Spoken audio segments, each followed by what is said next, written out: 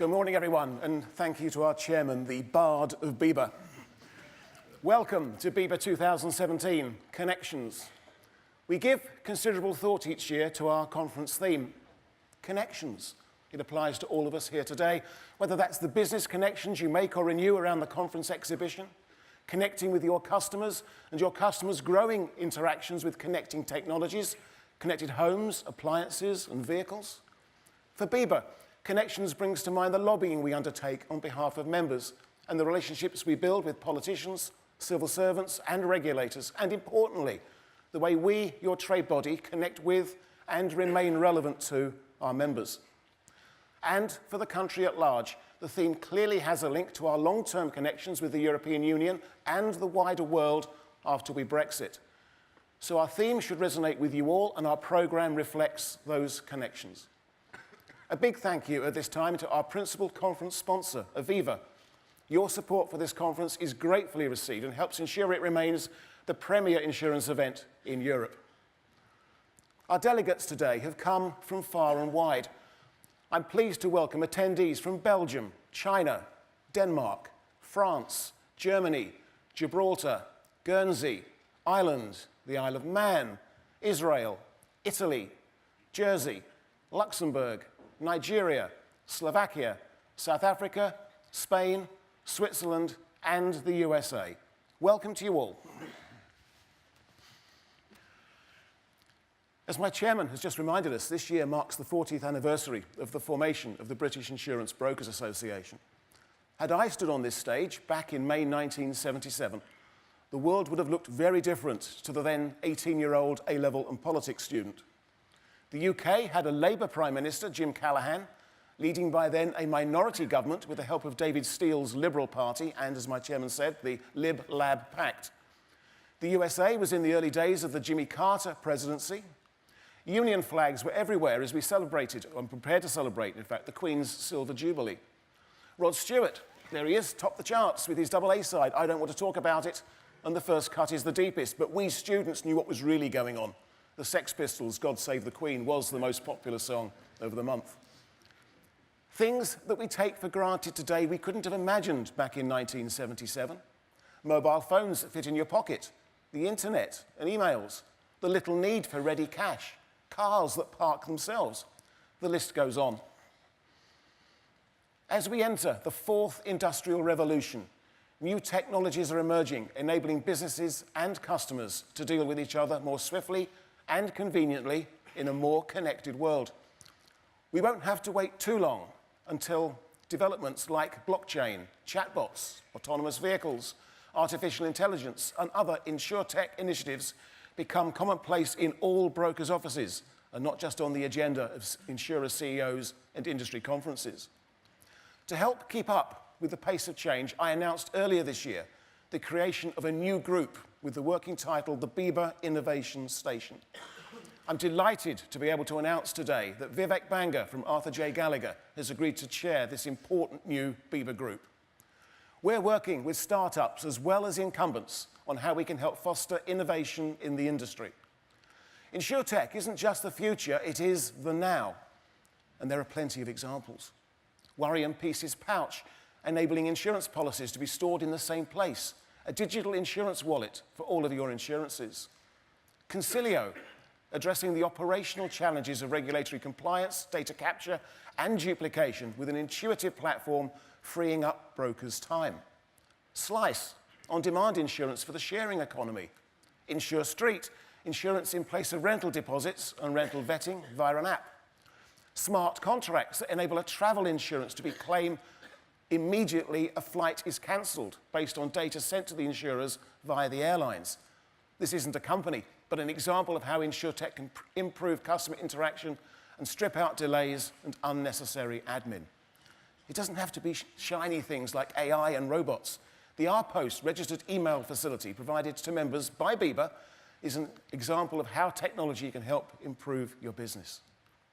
InsurTech enables you to streamline your business processes, reduce administration, and connect more effectively with your customers. Why wouldn't you engage with it? Staying with our Connections theme, we are delighted to have attracted for you a truly world-class panel of digital thinkers for tomorrow's keynote session, A Connected World, What Can We Expect? Jerome Pesenti, former Vice President Watson Core Technology at IBM, will share his expertise on artificial intelligence. Anthony Townsend, urban planner and senior research scientist at New York's Rudin Center for Transportation Policy and Management, is a leading authority on planning for connected cities. And who better to share their wisdom on the future of vehicle autonomy than Eric Dromey, chief futurologist at Volvo. With a general election coming in 4 weeks' time, our seminar session at midday today with broadcaster and journalist Steve Richards, entitled Brexit, Trump and Other Political Dramas, looks unmissable. I know where I'm going to be at midday. Now, who remembers this? Earlier on today, apparently a woman rang the BBC and said she heard that there was a hurricane on the way. Well, if you're watching, don't worry, there isn't. Those immortal words were spoken by the late Michael Fish during a forecast he delivered on the BBC on the 15th of October 1987. Later that evening, the worst storm to hit southeast England for 3 centuries caused record damage and killed 19 people. Forecasting can be a tricky business. Get it right and you've done your job. Get it wrong and the consequences can be dire. To use the same analogy in both political and economic terms, there are storm clouds on the horizon that we as the trade body for insurance brokers have a duty to be tracking. Domestically, we have seen a sudden doubling of the rate of taxation on insurance products, from 6% to 12% in just over a year and a half. This is unprecedented. Between 1997 and 2015, a period of 18 years, there were only 2 rises, from 4% to 6%. With the Chancellor indicating that more increases are possible, this remains a cause of concern for BIBA. The recent changes to this tax rate will put pressure on brokers' bottom line results. As premiums increase, brokers' commissions could be squeezed to try and keep prices competitive. Additionally, those with significant insurance bills may choose to reduce their cover, or worse, forgo insurance altogether. We have also seen further increases in premiums because of a change to the way that catastrophic claims are calculated. Due to the investment income that a large payout would attract, insurers have, since 2001, received a discount of 2.5% on the level of catastrophic claim lump sum payments. This is linked to the value of government gilt bonds, which hit a historic low in June last year. In the face of a threat of a judicial review, the Ministry of Justice has rushed through a review and implemented the changes. At the end of February, the MOJ announced a reduction in the rate, known as the discount rate, to minus 0.75%. This was implemented in March this year. There is great concern within the insurer community of the cost as a one-off hit and the ongoing costs of meeting claims. This may disproportionately impact those groups who are above the mean for catastrophic accidents, such as young drivers. Storm warnings are also coming out of Threadneedle Street. In the last inflationary report, the Bank of England has indicated they expect a jump in inflation to 2.7% during 2017, above the bank's 2% target. Factors included in the increase include a sharp devaluation of sterling following the EU referendum, making imports to the UK more expensive. Inflationary burdens add further costs, increasing pressure on insurance buyers' budgets and brokers' bottom line results. Additionally, the Governor, Mark Carney, has indicated concerns with an increase in consumer borrowing and a relaxation of lending criteria. The FCA also recently reported that 3.3 million people in the UK are perpetually in debt. With consumer spending playing a significant part in the growth of the economy, either an increase in rates or a reduction in the availability of credit could see far-reaching consequences for growth in general. Looking skywards over the English Channel, negotiations around our exit from the European Union and subsequent trade deal will be crucial for our sector for a number of reasons. 2,758 UK insurance intermediary firms have a passport to operate in the EU, with some £7.8 billion of European revenues exchanged between us and the trading bloc. Importantly, over 5,700 EU intermediaries have a passport to provide their services into the UK. So mutual market access is very important on both sides of the English Channel. The UK is seen as a gateway to the European markets, particularly from the United States. Any change to the ability to place business in a similar way could be profound, not only for the reputation of the UK as the capital of insurance in Europe, but also in terms of trading revenues.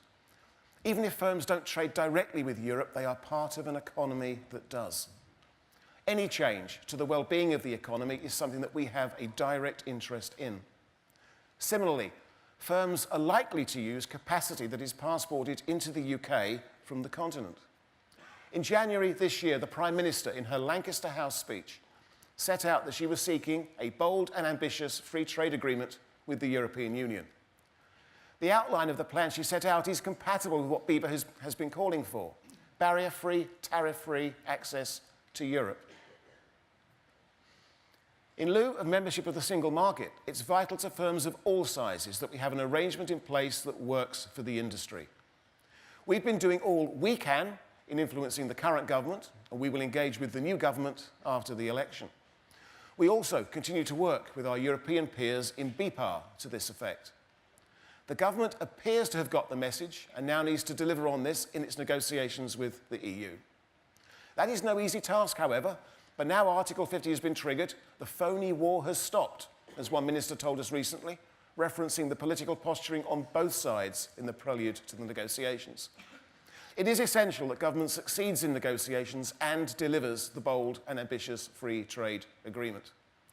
Should an agreement not be struck and we default to World Trade Organization rules, the situation could be disastrous for the UK insurance market, potentially scuppering meaningful trade between us and continental Europe. That said, it is also in the interests of the EU to strike a deal, particularly in light of recent developments in the United States. Across the Atlantic, we have seen one of the biggest political shake-ups in living memory, with Donald Trump riding a populist wave all the way to the White House. The choppy waters do not end there, however. Trump comes with a reputation as being hard-nosed in his business dealings, evident in his assertion that Mexico will pay for the wall they're going to build on the border, based on the fact they have a trade deficit with the US. In his inauguration speech, Trump could not have made it clearer where his priorities lie. From now on, it's going to be America first, America first. If market commentators are to be believed, this promise of a protectionist economy could manifest itself in deregulation, lower banking capital requirements, lower corporation taxes, increased spending, tariffs on imported goods and services, and higher interest rates. The threat following Brexit may not come from Europe. It could be from over the Atlantic. It is clear that any deal struck between the US and the UK will have to be, first and foremost, in the national interests of the United States. This is precisely at a time when we as a nation need to be embracing globalization more than ever. The noises coming from the White House regarding striking a deal have been encouraging, but as ever, the devil will be in the detail. So it doesn't take a meteorologist to see that we could be facing a perfect storm. Cost pressures to the industry, economic factors pressurizing budgets of insurance buyers, uncertainty, and new competitive threats to the UK insurance market are all possible issues for the industry to deal with. If several of these storms materialize and hit us at the same time, they could create significant challenges to the market and, importantly, to our members. The UK has a trade deficit in goods, yet a trade surplus in services, of which financial services is the biggest component. Ensuring that our industry succeeds is not just in the interests of BIBA and its members, it is also in the national interest. BIBA is actively tracking each of these storms, and we are engaged at all levels to help shape the landscape to take action where it's needed. In that respect, it's more important than ever to have a trade body doing this for the sector. But it's not all storms. There is plenty of sunshine to look forward to, as our keynote panel debate, Planning for a Post-Brexit Future, which follows on next, will highlight.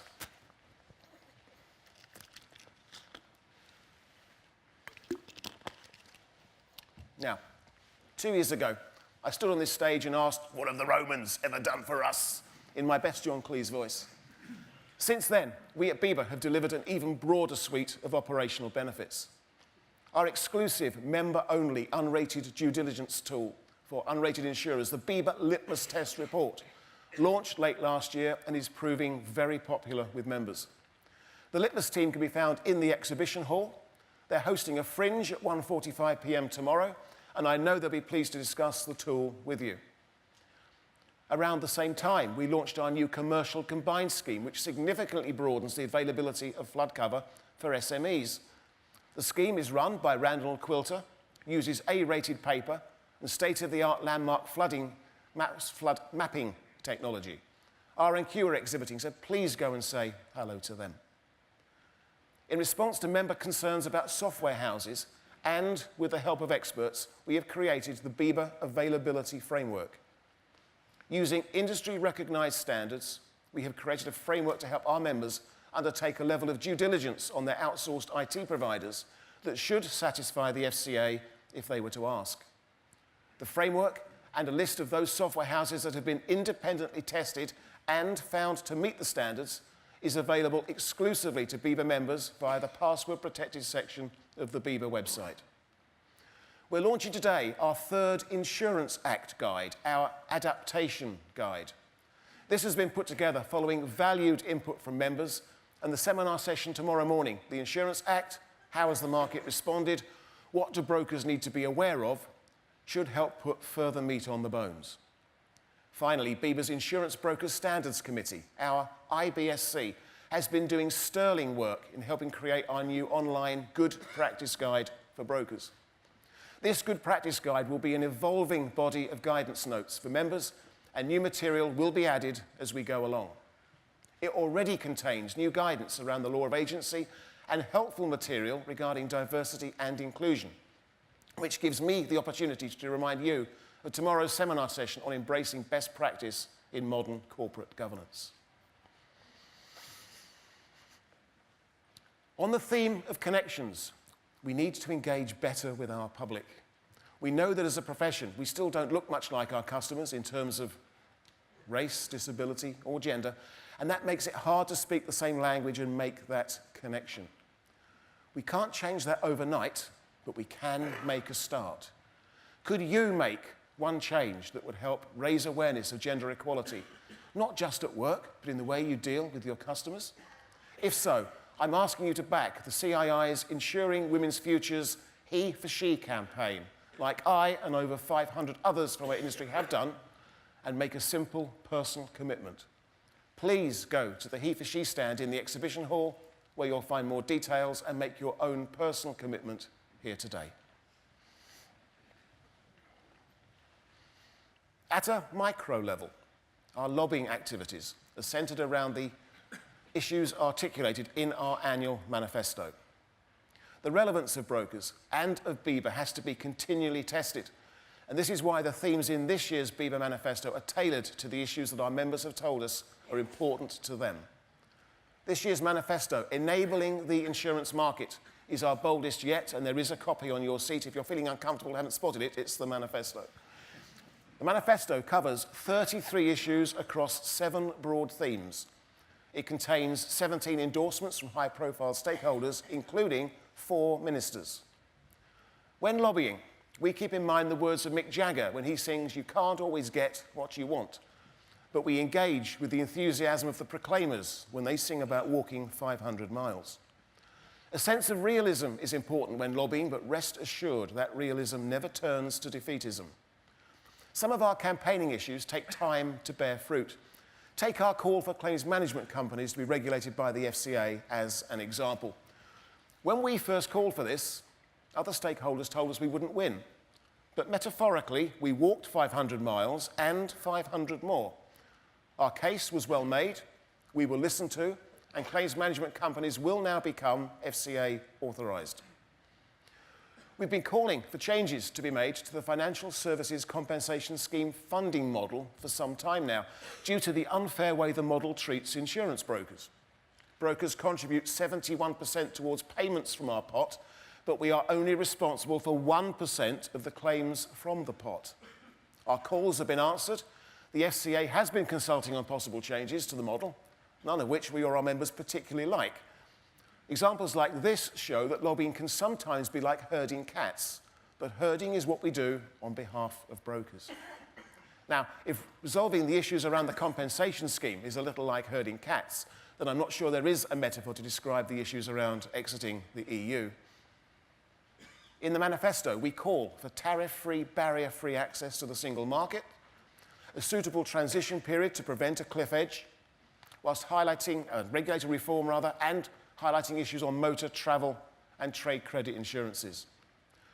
The manifesto themes include designing a market for tomorrow. We're calling for a fairer system of taxation and for no further increase in IPT for the duration of this Parliament. As Parliament is now dissolved, I think we can claim a victory in this battle, but there is a big but, ladies and gentlemen, the war continues. Telematics and calling here for an IPT break for young drivers who fitted a telematics device. And InsurTech, where we call on government and the regulator for assistance. The second theme is enabling access to the right insurance. Here we highlight the benefits of using a broker like Fiona does, with 2 powerful case studies. We set out BIBA's commitment to helping members of our armed services as we've recently signed the Armed Forces Covenant. We call for an effective system of public financial guidance to replace the money advice service and the potential role of BIBA's Find a Broker service. Getting business interruption right, and finally in this section, vulnerable customers and the joint BIBA and ABI voluntary code. The third theme is dealing with the threats. Our new commercial combined scheme for SMEs that broadens the availability footprint of flood cover, and there are calls for both action on resilience and resistance to flood.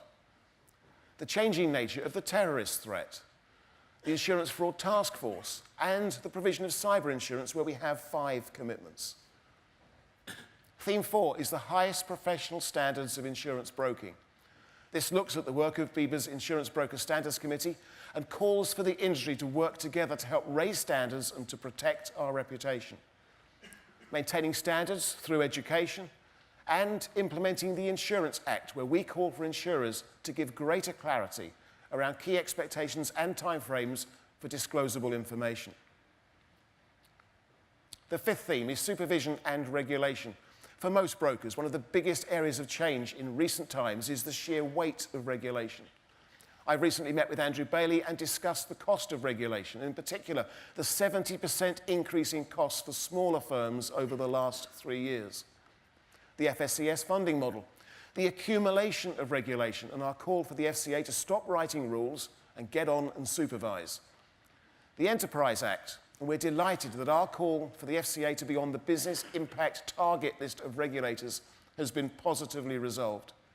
And enabling customers to better understand their insurance by addressing the sheer weight of disclosures, a call supported by the chair of the FCA's Consumer Panel, Sue Lewis. And theme 6 is safe and secure markets.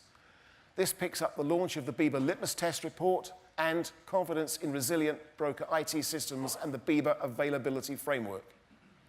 So, a manifesto put together following the broadest engagement with members, containing issues that members tell us are important to them, which is well received by the politicians, stakeholders, and members. In the words of the proclaimers, when I'm working, I know I'm going to be the man who's working hard for you.